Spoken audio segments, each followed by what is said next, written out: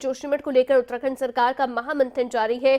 मुख्यमंत्री धामी की अध्यक्षता में कैबिनेट बैठक हो रही है। जोशीमठ आपदा पर बैठक में अहम फैसले लिए जाएंगे। प्रभाविता के जो पुनर्वास और मुआवजे को लेकर भी बैठक में चर्चा की जाएगी। जो प्रभावित है उनका पुनर्वास किस तरह से किया जाए, मुआवजा भी उसे भी लेकर बैठक में मंथन जारी है, चर्चा जारी है।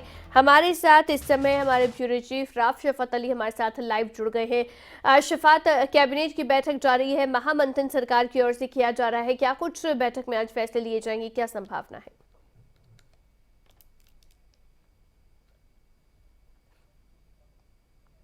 हाँ, अवंतिका देखिए, आपातकाल में खास कैबिनेट की बैठक बुलाई गई है। मुख्यमंत्री की अध्यक्षता में कैबिनेट की बैठक हो रही है और शुरू हो चुकी है। अभी हम सचिवालय में ही खड़े हैं और ये कैबिनेट की जो बैठक है कुछ मायनों में बेहद खास इसलिए है क्योंकि जोशीमठ का जो मुद्दा है इस वक्त राज्य सरकार चाहती है कि वहां जल्द से जल्द जो राहत कार्य है वो हो और लोगों को कोई परेशानी ना हो। तो सूत्रों की माने तो आज की कैबिनेट की बैठक में सबसे ज्यादा जो प्रस्ताव आएंगे वो जोशीमठ को लेकर के आएंगे। सबसे पहला तो ये कि जो राहत राशि है, अंतरिम राहत राशि है, उसको बढ़ाया जा सकता है। दूसरा, क्योंकि वहां के लोग मांग कर रहे थे कि वन टाइम सेटलमेंट हो, उनकी प्रॉपर्टी की जो वैल्यूएशन है उसके हिसाब से राज्य सरकार मुआवजा दे, उसके बाद वहां पर जो भी डेमोलिशन की कार्रवाई है उसके बाद शुरू की जाए। राज्य सरकार ने यह तो साफ कर दिया था कि अभी 760 जो मकान है, जो जानकारी दी गई थी रंजीत सिन्हा की ओर से, उन्होंने कहा था कि 760 मकान है अभी जिन पर रेड निशान लगाया गया है, जो खतरे की जद में है, अभी उनको तोड़ा नहीं जाएगा। लेकिन जो दो होटल है मोलारी और माउंट व्यू, इसको तोड़ने की कार्रवाई शुरू कर दी गई है क्योंकि बड़ी मशीनों का इस्तेमाल नहीं हो सकता। एसडीआरएफ की टीम मौजूद है, एनडीआरएफ की टीम वहां पर मौजूद है। आपातकाल के लिए अगर जरूरत पड़ती है तो उसके लिए टीमों को बढ़ाया भी गया है। जो एसडीआरएफ की टीम है उसकी 8 टुकड़ियां वहां पर कर दी गई है। तो इन दोनों होटल्स को तोड़ने की जो कार्रवाई है वो शुरू कर दी गई है। मजदूरों के माध्यम से इसको तोड़ा जा रहा है। दूसरा, आज की खास की जो कैबिनेट बैठक है, इस कैबिनेट की बैठक में राहत पैकेज कितना होगा, हो सकता है, उम्मीद है, सूत्र ये कहते हैं कि राहत पैकेज को बढ़ाया जा सकता है क्योंकि अभी तक 1.5 लाख रुपए का जो अंतरिम राशि दी जा रही थी उसको बढ़ाया जा सकता है। हालांकि देखिए, जो 42 मकान है पूरी तरह से क्षतिग्रस्त हो चुके हैं, तो एक बजट एसडीआरएफ का होता है। एसडीआरएफ की ओर से भी 1,30,000 रुपए उन लोगों को दिए जा सकते हैं जिनके मकान सबसे ज्यादा क्षतिग्रस्त है, यानी 1.5 लाख रुपए के साथ साथ 1,30,000 रुपए एसडीआरएफ की मदद से भी दिए जा सकते हैं। तो इसको भी बढ़ाया जा सकता है। दूसरा, पुनर्वास को लेकर के, पुनर्वास नीति को लेकर के आज की कैबिनेट में चर्चा होगी कि अगर जरूरत पड़ती है जोशीमठ को दूसरी जगह बसाने की, तो वो जगह कौन सी होगी, वो स्थान कौन सा होगा, तो इसको लेकर के सबसे बड़ा फैसला आज आ सकता है। दूसरा ये कि जो प्रॉपर्टी की वैल्यू है, क्या वहां के सर्किल रेट के हिसाब से उनको मुआवजा दिया जाएगा जोशीमठ के लोगों को, या फिर बाजारी रेट से मुआवजा दिया जाएगा, इसको लेकर के, क्योंकि यही सबसे बड़ा विरोध था वहां के लोगों का कि वो समझ नहीं पा रहे थे इस बात को कि क्या बाजारी मूल्य की कीमत से उनकी प्रॉपर्टी की वैल्यूएशन निकाली जाएगी जो उनको मुआवजा मिलेगा और उनको बसाया कहाँ जाएगा। तो बहुत सारी ऐसी चीजें थी जो अभी तक स्थानीय बिल्कुल, आज इसी सब को लेकर बैठक के दौरान चर्चा होगी। लेकिन एक बड़ी बात जो इसरो की रिपोर्ट में सामने आ रही है शफात, वो ये भी है कि जोशीमठ जो शहर है वो लगातार धंसता जा रहा है और कई सेंटीमीटर तक ये शहर पिछले 12 दिन में धंस चुका है। तो ये एक बड़ी यहाँ पर हम कह सकते हैं कि समस्या है या आपदा की तरफ ये इशारा करता है जो इसरो की रिपोर्ट है।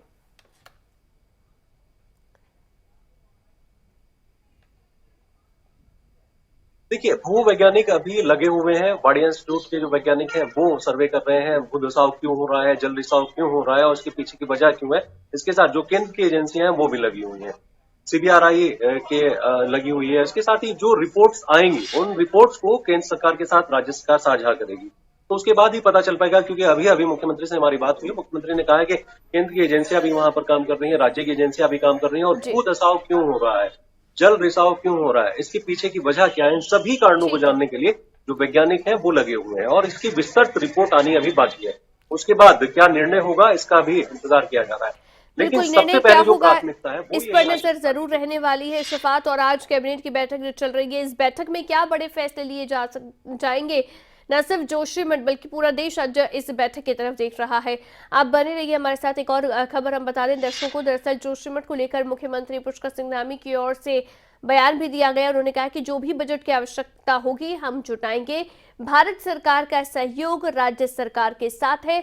85 परिवारों को जोशीमठ से शिफ्ट कर दिया गया है। करीब 600 से ज्यादा मकान जो है 600 से लोग हैं, जो 600 से ज़्यादा मकान है और ऐसे में उन्हें सबसे ज़्यादा क्षतिग्रस्त ये मकान है। स्टेप बाय स्टेप काम चल रहा है, यानी कि सभी को यहाँ से शिफ्ट करना है और अभी तक जो मुख्यमंत्री ने कहा 80 परिवारों को शिफ्ट किया जा चुका है।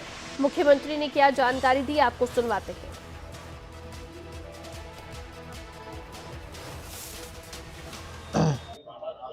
जितने भी जो भी बजट की आवश्यकता होगी उन संसाधनों पर हम विचार कर रहे हैं। संसाधन हम सब जुटाएंगे और हमको भारत सरकार का माननीय प्रधानमंत्री जी का हर संभव उन्होंने हमको अपना आशीर्वाद दिया है, उन्होंने सहायता का आश्वासन दिया है कि हर तरीके से सहायता करेंगे। और 2 स्थान वहाँ पर खोज रहे हैं, भूवैज्ञानिक उस पर काम कर रहे हैं, जियोलॉजिकल जो सर्वे है इत्यादि उसकी कार्रवाई प्रारंभ कर दी गई है।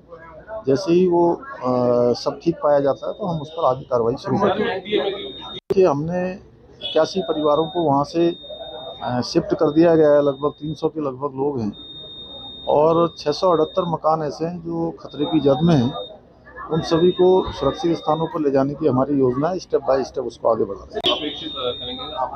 हाँ, चूँकि वो टीम आज वहाँ गई है और कल हमने उनसे जो बात करी थी कि एक तो जल्दी से जल्दी इस बात का ठीक प्रकार से जो कॉज है वो पता लगना चाहिए कि वो आखिर किस कारण से हो रहा है, जल का रिसाव कहाँ से हो रहा है और कितना सेंसिटिव अभी है, कितना खतरे में आने वाला है, वो सब आकलन होगा और कितना उसकी क्षति होनी है, कितना क्षति है, वो सब आकलन करने के बाद एक उसकी विस्तृत रिपोर्ट बनेगी। उसके आधार पर हम केंद्र से आगे अपना प्रस्ताव भेजेंगे। बिल्कुल, एक विस्तृत रिपोर्ट जो है वो तैयार होगी और उसके बाद में आगे की तैयारी जो है वो सरकार की ओर से की जाएगी। लेकिन एक बड़ी बात कही है शफात मुख्यमंत्री ने कि स्टेप बाय स्टेप सभी के पुनर्वास की तैयारी चल रही है। 85 परिवार जो है उनका पुनर्वास किया जा चुका है, उन्हें शिफ्ट कर दिया गया है, लेकिन बाकी परिवार अभी 600 के करीब परिवार है जिनको शिफ्ट किया जाना बाकी है। एक बड़ी चुनौती देखिए इस मामले में सरकार के सामने भी जाहिर तौर पर है, एक पूरे शहर को शिफ्ट करना है।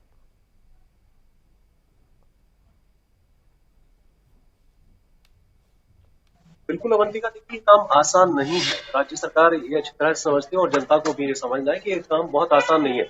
ये 1 दिन 2 दिन या हफ्ते भर में होने वाला काम नहीं है।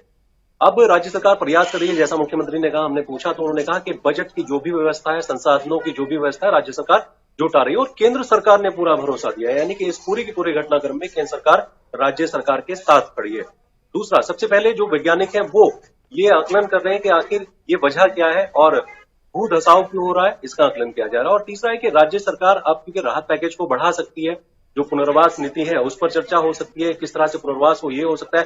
सीबीआरआई को कहा गया है कि वो एक ऐसा डिजाइन तैयार करे, अगर प्री फैब्रिकेटेड मकानों की जरूरत पड़ती है तो सीबीआरआई उसका डिजाइन तैयार कर रही है। साथ ही जो असेसमेंट है, देखिए असेसमेंट बहुत जरूरी होता है क्योंकि जिन लोगों की वहां पर प्रॉपर्टी है उसकी क्या वैल्यू होगी, इसका असेसमेंट बहुत जरूरी है। तो पीडब्ल्यूडी के 30 इंजीनियर साथ में लगाए गए हैं, असेसमेंट चल रहा है। इसके साथ ही सैटेलाइट मूवमेंट की जो तस्वीरें हैं वो इमेजेस इकट्ठी की जाएगी कि कितना परिवर्तन हो रहा है इस आसपास के क्षेत्र में।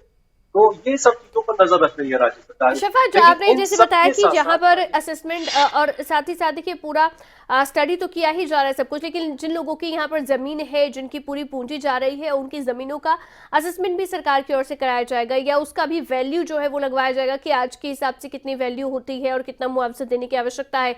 तो ये जो वैल्यू लगाया जाएगा ये आज के दाम के हिसाब से लगाया जाएगा या फिर आज से कुछ समय पहले का समय जो है उसको अकाउंट में लिया जाएगा, क्योंकि आज के समय के हिसाब से तो दाम भारी यहाँ पर गिरावट उसमें हुई होगी जो स्थिति इस समय जोशीमठ में बनी है।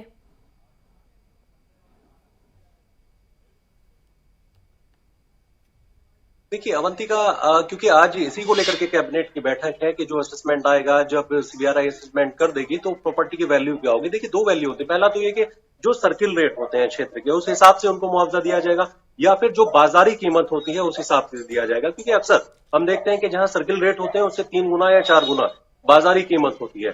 तो ये तमाम असेसमेंट के बाद एक लिस्ट तैयार होगी, विस्तृत रिपोर्ट तैयार होगी। जैसा मैंने कहा कि ये 1 दिन या 2 दिन का, हफ्ते भर का काम नहीं है, इसमें थोड़ा सा समय लग सकता है और यही सीबीआरआई काम कर रही है। जो 30 पीडब्ल्यूडी के इंजीनियर हैं वो काम कर रहे हैं, असेसमेंट करेंगे जिन लोगों की जो वैल्यू, जो प्रॉपर्टी है वहां पर। अब राज्य सरकार कैबिनेट की बैठक में यही फैसला ले सकती है कि असेसमेंट के हिसाब से क्या बाजारी कीमत के हिसाब से उनको वैल्यू दी जाएगी या फिर जो सर्किल रेट है उसके हिसाब से उनको वैल्यू दी जाएगी। बिल्कुल, देखिए इंतजार कैबिनेट की बैठक में जो फैसला लिया जाएगा उस पर जाहिर तौर पर इस समय नजर बनी रहेगी। आप भी अपडेट से देते रहिएगा।